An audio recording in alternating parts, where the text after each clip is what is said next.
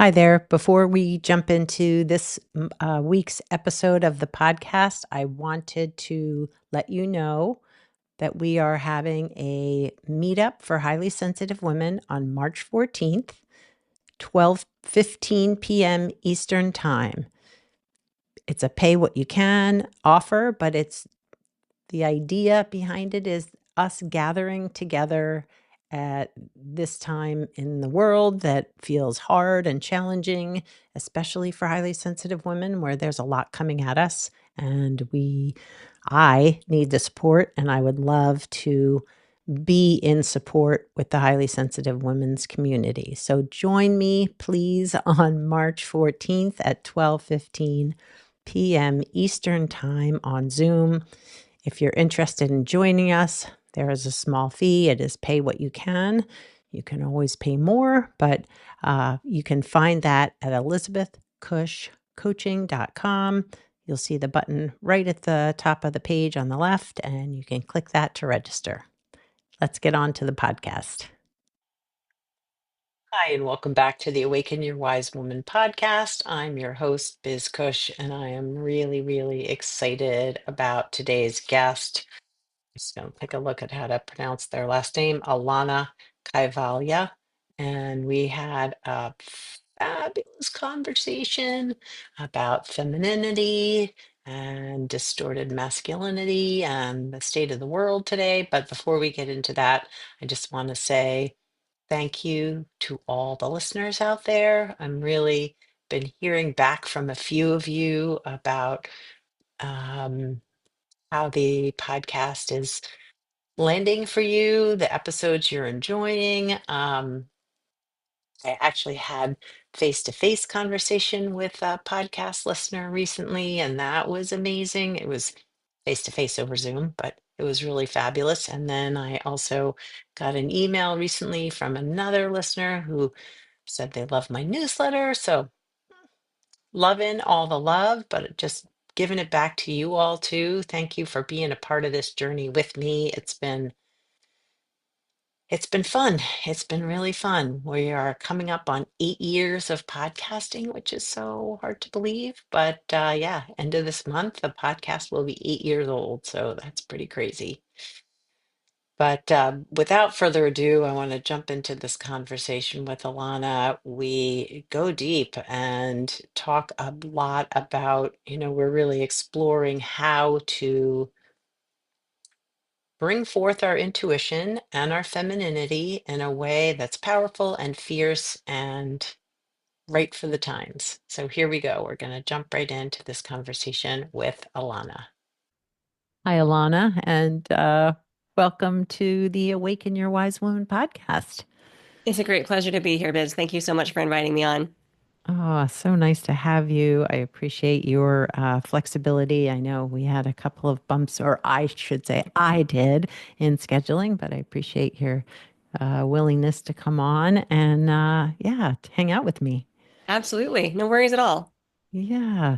So, listeners probably don't know who you are, or maybe they do, but if they don't, or we just want to know a little bit more about you, could you share a little bit about yourself and yeah, and the work that you're doing? Sure. Yeah. My name is Alanna Kaivalya. I am the author of The Way of the Satisfied Woman, Reclaiming Feminine Power, and also the founder at thesatisfiedwoman.com. And I've moved into this work after 20 years of study, research, doctoral work in order to help women better understand their options and opportunities in this modern day world and to start really questioning our beliefs around what equality is, what success might mean for women, and how we can reclaim our femininity and actually find a life that is satisfying for us on our terms. I feel like that's so important. Well, particularly now with Yeah. there's so much sort of toxic masculinity that's kind of not even kind of that's out there right now in our world, but Yeah. particularly our country.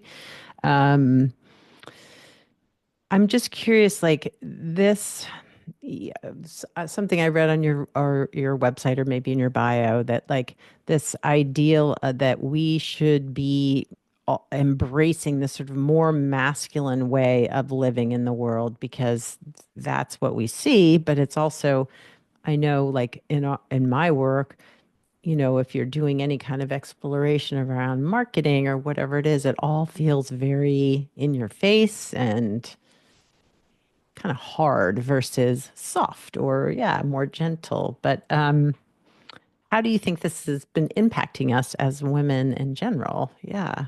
Yeah, I agree. I'm in the online marketing world as well, and I think the things that we're used to and the things that we've been indoctrinated into and the things that the culture tells us is the right way or the best way to achieve in life have really been determined by masculine values and you alluded to it, but even worse, really patriarchal values.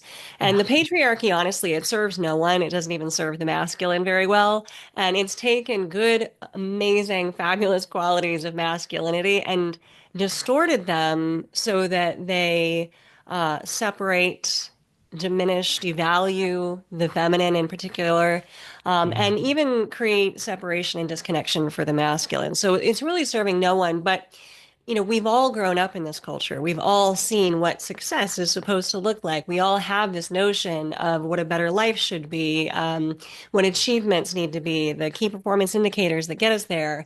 And none of us has really taken a look at that pathway, where it came from and how it actually does not serve the feminine. So our traditional notions of success, marketing, business, they're very linear. They're very goal oriented and goals are fine, but that linearity and that drive to success often comes at all costs and to the detriment of others. There's a very hierarchical kind of trajectory when we think about success and being successful that one is successful over another, that we often have to kind of step over people as we climb that ladder. And that's that is masculine. It's not healthy masculine, but it is Right. masculine. It's definitely not the feminine way. So for feminine women, the idea of doing success that way, and I know because I've done it, I had a multi-seven-figure business that I grew from scratch, and I was deeply unhappy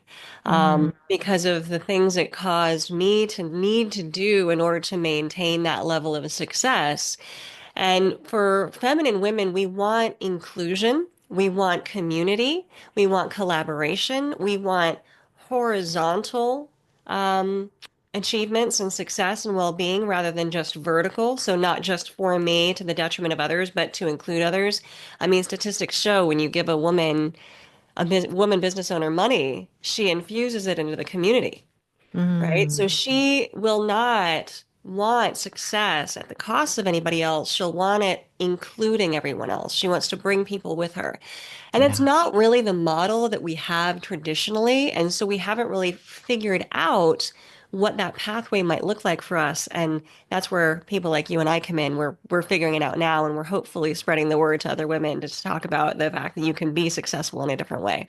Absolutely. Well, and I feel like that sense of, bringing people with us, being able to celebrate others' successes feels so important, sort of with this more abundant mindset versus scarcity, like Yes. your success is somehow going to impede mine, Yes. right? Like, I feel like that is something that's taken me a while to sort of let go of that.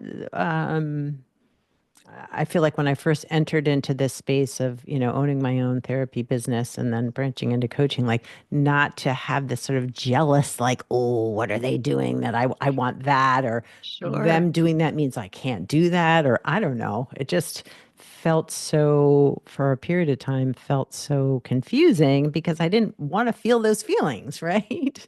Absolutely. Well, it's definitely another myth of the patriarchy that we all live with is this myth of individuality and do it yourself. And one of the things that that does is it causes us to feel separated and disconnected from others. And particularly for the feminine, we are very much trained and indoctrinated to fear other women, to compete with other women. We're trained in this mindset of lack and scarcity. And we're also trained that our only value comes with giving ourselves away. Mm. So we're consistently draining and depleting ourselves because we believe that's where our value lies. And we're trying to do it all on our own because our culture is saying to us, when we praise those who, quote, do it themselves. Now, nobody does it themselves. We all know that we need partners, mentors, teachers, collaborators, assistants, support people to do anything in life. But there's this kind of myth of separation.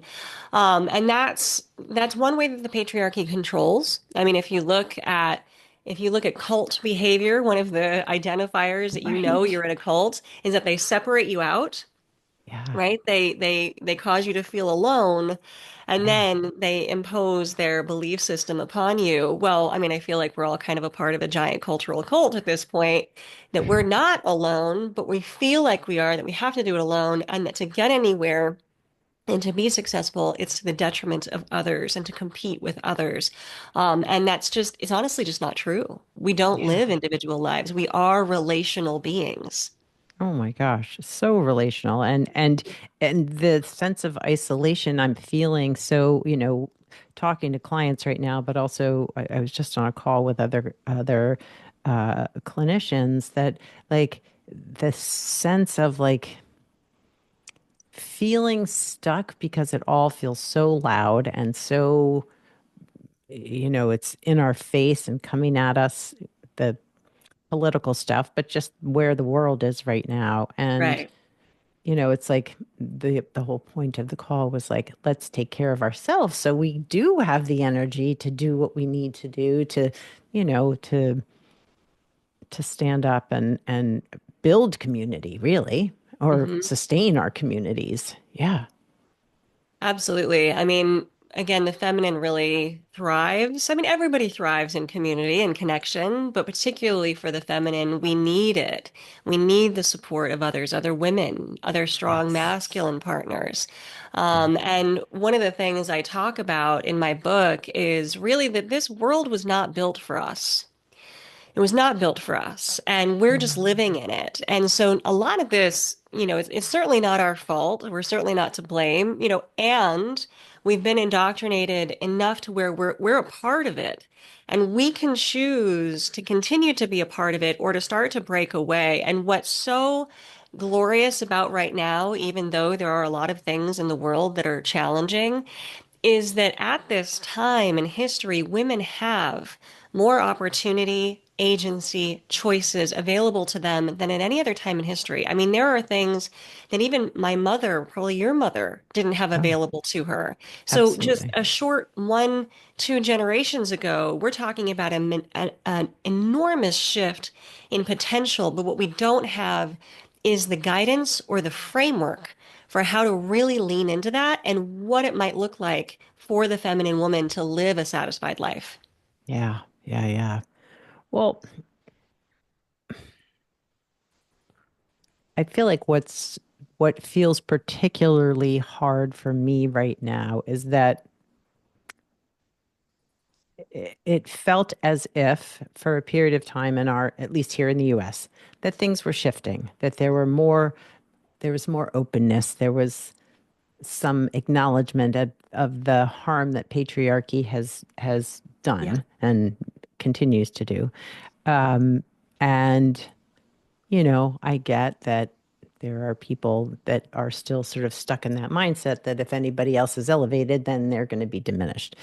Yeah. But I just feel like the door has slammed, and that feels really hard right now. So how are you, um, helping I assume you see people one on one or groups, but like, how are you offering some hope with that for the women out there and men who are feeling frustrated? Yeah, it is frustrating, especially because we do have these opportunities and we are on the cusp of great change. Honestly, I I think about my grandmother.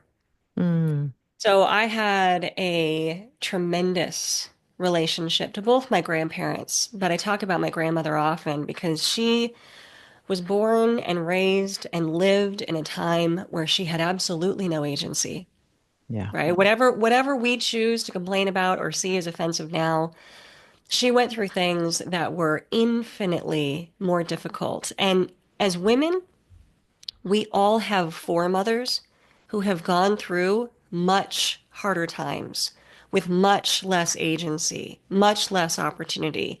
The true threat of great harm. And I'm not saying that the threat isn't true now. Of course it is. I'm not diminishing what we're experiencing now. But I Yeah. will say women are resilient Yeah. and we have something different now than our foremothers had. And what can be what I can't overstate for women is the importance of listening to your intuition. Because to me, that is the voice of your foremothers. That is the voice of your feminine ancestry coming through your cellular structure, your mind, your heart, your psyche, to talk to you about what you need right now, because they've lived through experiences that you probably can't even imagine, and they're sending you that wisdom. So as we get gripped by fear, we tend to lose connection to that Yeah. intuition. Yeah. Fear And is with each never good other for too. anybody. You can't Yeah. make good decisions in fear. Yeah. So I'm counseling my community, my people, Yeah. that, yes, it's tough. I'm not negating anything that anybody's going through right now, but we Mm. have choices. And please let's exercise them and utilize the wisdom of your intuition to find your own path forward. Yeah. Yeah. I love just the idea that or, the reality of, yeah, that wisdom being in our cellular structure, right? That this as hard as it was for the women in our past generations, yeah, they had resilience and made it through that too, right? I mean, They got us here. yeah, yeah. Well, it's interesting. I have two, one on each side of my family, where the women, the wives of male family members were institutionalized Yeah. for, mental health stuff, so literally locked away, Yeah. never to be heard from again. Yeah, because they were deemed crazy probably for defying their male counterparts. Yeah. I saw this recently. I mean, I know that this is happening. This is something that I've researched a lot. Women, throughout history and how simply being a feminine woman can have the diagnosis, the literal diagnosis of crazy, which used to be called hysteria. Hysteria. Yeah. And Right. all hysteria ever was, it was really inexplainable. And the root of that word is wandering womb. So it was a diagnosis solely for women who have uteruses. And the thought was, oh, that uterus is wandering around your body, creating havoc. And if you don't agree with me as the masculine patriarchal man, clearly you're Ah, crazy. And this diagnosis was actually in psychological use and in their literature from the early 1800s all the way until 1980. We right? didn't get rid of that until Insane. 1980. And I saw a TV show recently called George and Tammy about Tammy Wynette and George Jones. Yeah. And Yeah. Tammy Wynette, in her first marriage, she said, you know what? You're not my husband. I don't want to be married to you anymore. I want to divorce you. And that was so countercultural and counterintuitive and quote crazy that she was institutionalized for it and received electroshock therapy because Right. no one could accept her own agency and her own decision. This is in the 50s. Yeah. Oh, yeah. This is the Totally. 50s. Yeah. No, gives me the shivers. Oh my gosh. Yeah. It, No, it, it's it's, insane. it's, you know, I, Yeah. I am grateful that I live in a world now, in a time and place where I can be shocked and incensed by that. Yeah. Because in the 50s, hearing that story, you would have gone, oh yeah, of course she's crazy. You would have believed that. You would have been like, Right. oh, that is the treatment for a woman who wants a divorce. Right. Right. Yeah, of course. Oh, So things are different now. thank goodness. Thank Thank goodness. goodness. Yeah. Yeah. And so I often get asked this question, so I'm going to pass it forward to you. So Okay. how do you help women who say like I don't hear my intuition or I'm so out of touch with it I like don't know how to access my intuition? How, what are your suggestions or how do you help your clients like get be in touch with their intuition? Well, the first thing I do is definitely reassure them and say, you're not alone. Yeah. right? We are all a product of this culture, and we are all just at the forefront of starting to question it now and create our own satisfied lives. And one of the things that the patriarchy has done very, very well is even convince us of the worthlessness of strong feminine qualities, which to me, the top two are our emotional depth and our intuition. Right. We've Absolutely. been taught to repress our emotions. Otherwise, we're called crazy. I don't know a Yep. single woman on this planet that hasn't been called crazy at some point, even by people that she loves. Yeah. And to try and favor logic and rationality over emotions or intuition. And so we're forcing ourselves to wear this masculine mask to get along in a world that isn't built for us. So you're not alone is my first thing. Like, don't worry about it. You definitely came into this life if you identify as a feminine woman with this intuition. It can be no other way. It's part of who you are. It's there. So know you're not alone. And then I start talking to them about the value of these qualities and what they do for us. I mean, change throughout history has been caused by women who disrupt. And they Yep. disrupt because their intuition says something is not right here. Yeah. Something is not right here. And that's how we get course correction throughout history. Yeah. So we can do it on a small scale in our own lives. And listening to your intuition, it does require some quiet space.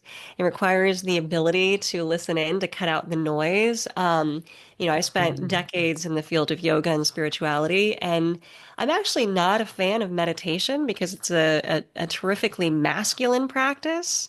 Mm. But there is something to be said for the woman who can check in with herself and feel her own body. Yes. And we have a lot of training in this life to be disembodied, to not connect to our body. So simple practices would just be to sit quietly, breathe, put your hands on your belly, maybe your heart, and just Mm. feel.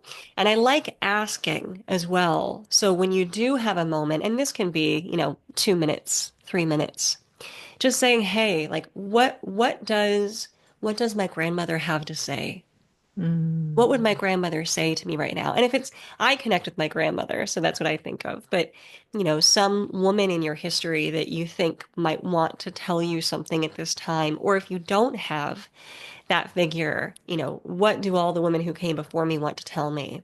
And I Mm. think that deep connection of that feminine past is a way to make intuition more relatable and more real. Because what's counterintuitive for us is that it's not rational and it's not logical. Right. So when it arises, it may not make sense. And part of the fight isn't getting the intuition to arise because it will. I guarantee you, all women feel it, but we're trained to ignore it. Yeah. Yeah. Yeah. Yeah. So Doesn't the make practice sense. isn't Yeah. necessarily you like getting it to talk. The practice is actually the listening, the Yeah. heeding it, and then not feeling like you have to second guess it or explain it away. Mm, yeah, no, I feel that so much. And, I do meditate. Well, I love sort of mindful meditation, not like, Mm, oh, sit and be quiet for 30 minutes every day, but just, and well, I've been like totally into like Reiki meditations and, nice. chakra meditations. Yeah. So just feeling like finding that balance inside myself so that I can hear Yeah. whatever my intuition might be wanting me to know and to telling me. Yeah, telling I me. think what's important, especially, since you come from a psychological background, and I imagine your listeners do too, and so do I, is that you know, the energies of femininity and masculinity are energies of the psyche. They're a part Right. of our psychology and they're inbuilt. They're there. Every one of us has Yep. both feminine and masculine, but all of us will lean more toward one polarity more of the time, or want to anyway. Um, the domain of the feminine is the unconscious. Mm, That's where femininity exists and resides within all of our psyches. And the domain of masculinity is the conscious mind. And that's where it resides for all of us. So the more that we're in our conscious thinking mind, the more that we're in the masculine. And the more that we can really get into our unconscious, our feeling, our dreaming, our inner knowing, yeah. the better served we are as feminine women. But again, that's, diminished and devalued historically here in our culture. So Yeah. I like meditation for me was always problematic because it's all about thinking and arresting the thought. Right. That's Right. still a very masculine practice. And you have to think about the history of meditation, which originally comes from very masculine cultures and True. practiced by only men. Mm, So it wasn't built for women and it's not designed for the feminine nature of the unconscious. I mean, we haven't even started talking about the unconscious really until the early 20th century. So when yeah. meditation was created, there was no real language for the unconscious. So if we're going to do a meditative practice, I encourage my women to actually do more of a guided meditation, Oh, something that's a totally. little more hypnotic in order to access and unlock the unconscious to get into that place of femininity to allow those messages to arise. Yeah. It's funny how there are, I've talked to clients, and they're like, well, I can't just sit quietly. I'm like, well, you don't have to. There are Mm, guided meditations, which I prefer personally, and I totally, find me them, too. Yeah. yeah, yeah, but that's funny. That's funny that there is this idea of what like perfect meditation is this sort of quiet space where you don't think. And it's like, how Oh do you yeah. not think, for one No, thing? I did that for so long, and all I was Mm, just getting better at putting a beautiful mask over the top of all my anger and pain. Because it yeah. doesn't actually, if you're just sitting there trying to arrest the thoughts, you're not actually addressing What's what's happening? underneath them, which is Yeah. really the driver of all of our actions and behavior. Yeah. So true. So Yeah. true. So, what do I want to ask? Well, I guess I want to, you had talked about all of us having both the feminine and masculine qualities or polarities, like, but I guess I want to reaffirm that the masculine side of things isn't bad, right? I mean, this is just who we are, Yeah. but it does make me think about the how much we have repressed the more feminine side of men too, Mm. right? That has been disallowed in our culture through the patriarchy and yeah, cultural stuff.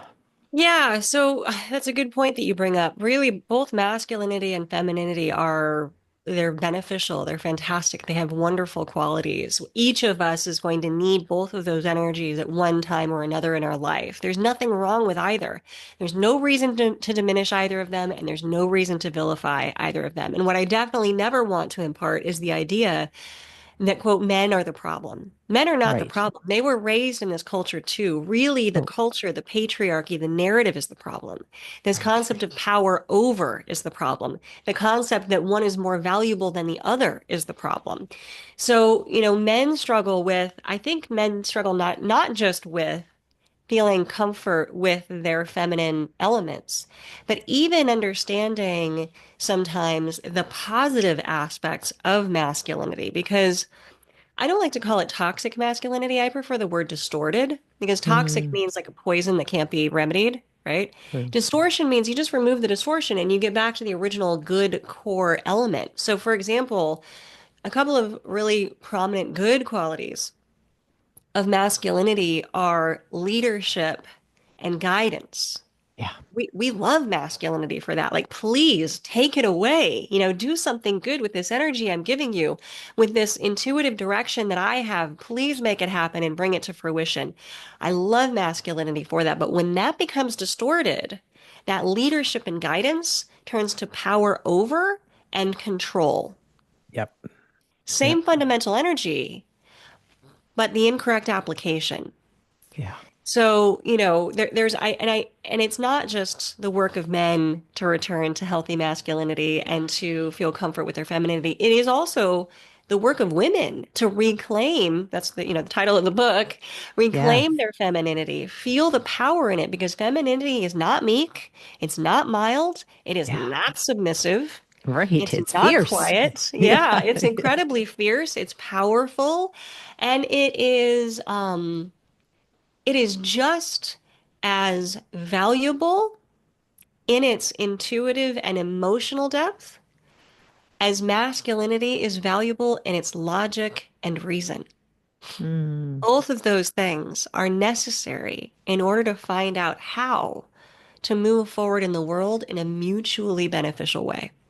yeah. No, I feel that so, so much. Um, yeah. I'm curious if, I mean, I know out there in the social media world, but I see this and hear about it, but also seeing it through just political events Hmm. recently, that there are women who have kind of taken on this very masculine energy in terms of pushing for a more distorted masculine world. Yeah,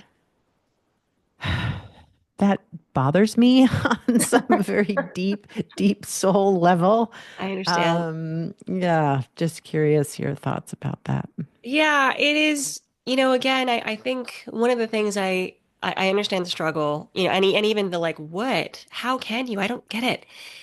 But I want to always cultivate compassion Of course, because I do because too. they Yes. they have grown up in this culture too, Yeah. right? And think about the powerful messaging for us as little girls that you are more valuable when Mm, you're more valuable if you just smile and look pretty.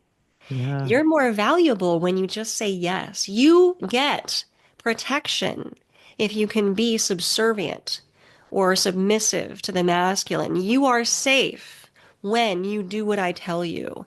That Mm, messaging runs deep. And yeah. if that messaging has worked and you do feel safer and you have gotten to a place in your life that I don't, I think it's tenuous and I think that it's probably in compromise of a lot of your own internal workings or nature, but if that has worked for you, I understand the Yeah. desire to defend it and the Yeah. desire to want to stay in it. And I think what would be interesting is to just encourage the questioning. I mean, frankly, I have a favorite chapter in my book. It's chapter 3, and it's called Permission to Disrupt. Mm, Because women question. Women yeah. question. When that question turns badly, it's called nagging, but we question. We want to kind of pick and poke at the thing that just doesn't feel right or isn't working. And I would be wondering what women anywhere want to question. What do they want to start inquiring about? Because it's that inquiry that's going to foster change and better health. So, yeah, I don't I don't ever want to dictate how a woman expresses herself, particularly if she feels it's the fullest expression of her femininity. And I know that there's a lot of different ways to do that and a lot of different belief systems around how to do that. As long as she's doing it, I'm all for it. But at the same time, if we're trying to fit ourselves into a mold that wasn't built for us, I would definitely invite the questioning. Nice. Like that. Well, this has been, I feel like we could keep talking for Oh, there's a another half lot an to discuss, hour. girl. I know so much, and there's places I want to go. But I guess the final question I have for you is like, why do you think right now it's more important than ever for women to be building community? I think because we have the opportunity to, for the first time in history. This is our Mm, chance, and I don't want to wait. I don't want to wait for my own well-being, and I also really don't want to wait for all the women who come after us. Because the stronger we lean in to utilizing what we have now in terms of opportunities, even though it's still limited, even though it's still distorted, right? We have more than we ever did before. The easier it's going to be for the women who come after us. And if we can start to create pathways of satisfaction that they can follow, yeah. we give everybody a leg up. So I didn't know when I pitched this book. It's been percolating in my mind for almost 20 years. Mm, And it hasn't felt like the right time. I was in a different industry. I was teaching about some different things, but I've always wanted to do this.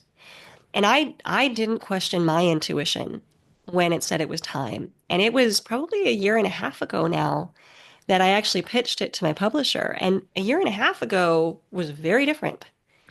I had that is no the truth. idea what was coming. And the fact that my book came out in November, Mm, the month of, some very big changes for us here in America, I think, yeah, wow, that was my grandmother speaking through me saying, you got to do this now, girl. it's time. It's time.